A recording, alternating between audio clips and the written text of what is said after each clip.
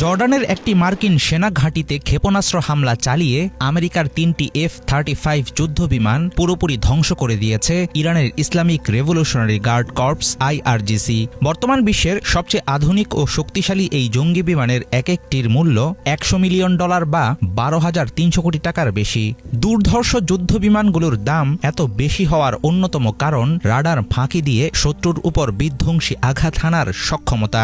IRGCর দাবি সত্য হলে এক আক্রমণেই $300 মিলিয়ন যুদ্ধবিমান, সেনা ও প্রযুক্তিবিদ হারিয়েছে মার্কিন বাহিনী। ইরানের এমন বিস্ফোরক দাবি বরাবরের মতোই নাকচ করে দিয়েছে যুক্তরাষ্ট্রের সেন্ট্রাল কমান্ড। এখন প্রশ্ন হলো, 3টি F-35 কি সত্যিই ধ্বংস হয়েছে?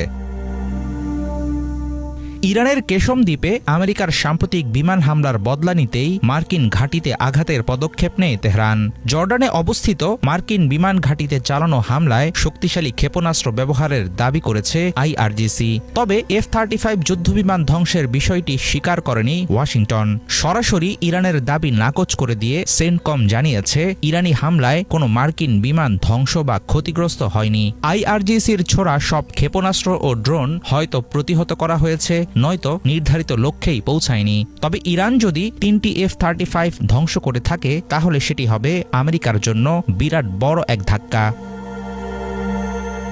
মধ্যপ্রাচ্যে চলমান রক্তক্ষয়ী সংঘাত এখন শুধু ইরান আমেরিকার মধ্যে সীমাবদ্ধ নেই। সংঘাতের উত্তাপ ছড়িয়ে পড়ছে গোটা অঞ্চলে। ইরানের ছোড়া বেশ কয়েকটি মিসাইল জর্ডান মাঝ আকাশেই ধ্বংস করার দাবি করেছে। মার্কিন ঘাঁটিতে IRGCর প্রতিশোধমূলক হামলায় অবশ্য চুপ করে বসে নেই আমেরিকা। ইরানের একাধিক সামরিক কমান্ড সেন্টার, ক্ষেপণাস্ত্র ও ড্রোন ঘাঁটিতে বড় ধরনের বিমান হামলা চালিয়েছে মার্কিন বাহিনী।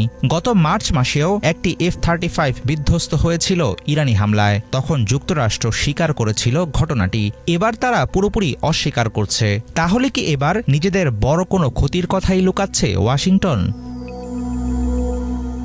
ইসরায়েল আমেরিকার শুরু করা যুদ্ধে ক্রমেই জড়িয়ে পড়ছে জর্ডান, সৌদি আরব, কুয়েত, আরব আমিরাতের মতো মধ্যপ্রাচ্যের মার্কিন মিত্ররা।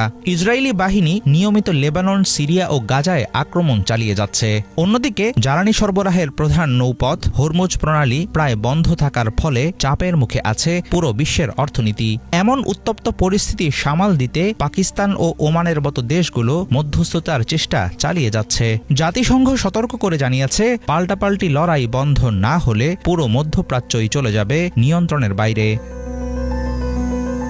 ক্রমবর্ধমান সংঘাতের মধ্যে 3টি F-35 ধ্বংসের দাবি করেছে ইরান, কিন্তু সেই দাবি পরিষ্কার ভাষায় অস্বীকার করেছে আমেরিকা। কোন পক্ষের কথা সত্যি সেটা এখনো নিশ্চিতভাবে জানার কোনো উপায় নেই। ইরান বলছে তারা আমেরিকার সবচেয়ে শক্তিশালী যুদ্ধবিমান F-35 ধ্বংস করে দেখিয়ে দিয়েছে, শত্রুদের ছাড় দেয়া হবে না। অন্যদিকে এই যুদ্ধ যত দীর্ঘ হচ্ছে, আমেরিকার ভেতরেই মানুষ প্রেসিডেন্ট ট্রাম্প ও তার প্রশাসনের সক্ষমতা নিয়ে প্রশ্ন তুলছে। তাহলে কি অস্ত্রের যুদ্ধের পাশাপাশি প্রচারের যুদ্ধেও ইরানের কাছে হেরে চলেছে যুক্তরাষ্ট্র?